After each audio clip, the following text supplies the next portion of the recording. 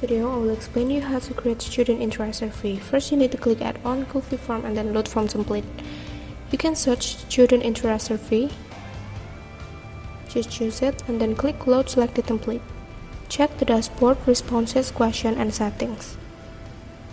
After you refresh the page, click the Coffee Form and Get Link. Just click Continue, and then choose your account.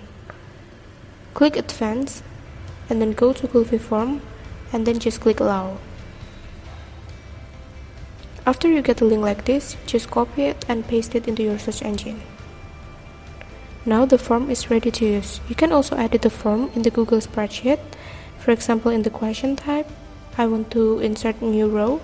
Just copy it and then change the questions text. For example, what are your interests? Like this, so it will change. Okay, for the next example, I change the question type into radio button and change the question text into gender and fill the options with male or female.